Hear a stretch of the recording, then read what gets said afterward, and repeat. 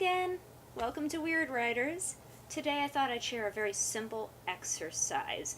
It's for confidence boosting. We can really get down on our own work. That thing you wrote, is it good enough? Can it ever be good enough? Why does everyone else seem to write so much better than you? Well, the fact is, they don't.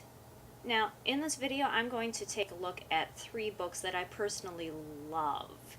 And I'm going to look at the pros and the cons, because every book has a downside.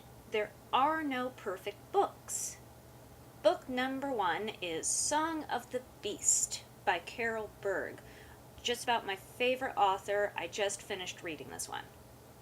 This has characters that are well drawn. They don't always make the best decisions, but you understand why they make the decisions and you stick with them instead of throwing the book across the room. The story is well crafted. It has twist after twist that I couldn't predict. I love that. Even if I did figure out fairly early on how the ending would go, I had no idea how it would get there, and I had a great time finding out.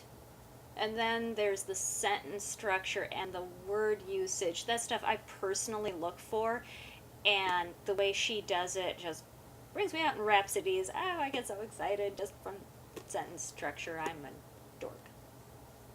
If there's a con, I would say possibly that it's yet another Eurocentric fantasy. Yes, it's in a fantasy world, but obviously it's inspired by European. Right down to the names. The hero's name is Aidan McAllister. I don't mind that per se, but it gets kind of old. There's another whole race in here which does play a major role, and we get to learn quite a bit about them, but I wouldn't mind reading this story again from their perspective. That would be really different and interesting. Dead Iron by Devin Monk.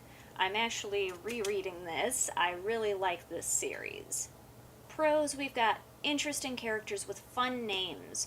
We've got a compelling storyline. This is an interesting and believable alternate history. Very steampunkish, obviously. I like that. Cons, this is an interesting one, and like I say, I can be kind of picky about structure. She has an extremely noticeable paragraph structure that she relies on a few times in the book. Let me read an example. She paced the floor of her cottage, restless, already feeling the need to turn east. Cedar Hunt had refused to help her. Unless he changed his mind, she would have to find her husband's killer on her own, and soon. Paragraph. It wasn't just the vows that would force her home. It was the coven's magic. Another example. Days like this, he liked it. Liked what his gaze could do. But it was easy to lose his grip, to go from staring a person down to waking up with a dead body at his feet. He didn't want that to happen. Not today. Paragraph. Not ever again. Long paragraph, simple sentence. Long paragraph, 2 simple sentences. A couple long paragraphs, simple sentence. It's done for emphasis and it works, but it happens a lot, and it takes me out of the story. Moving on to The Book of 3 by Lloyd Alexander from the Prydain Chronicles. I just reread this to my kids, so it's fresh in my mind. The Prydain Chronicles are good books. They've got good characters, they've got good word choices, they've got life lessons delivered in a non-heavy hand, all of which are very important for kids' books. It is a kids' book, so it doesn't go super in-depth, but what it does very well. Cons, I would say that, especially rereading this first one, I noticed it's slow-moving. It's slow to get the story going because it involves a lot of travel. And things happen during the travel, but still I'm kind of waiting to get through it. And I'd say the other one is basically, these books are Lord of the Rings light. It's basically the same thing. Those are from roughly around the same era. That's what everybody was copying. It's Lord of the Rings, again.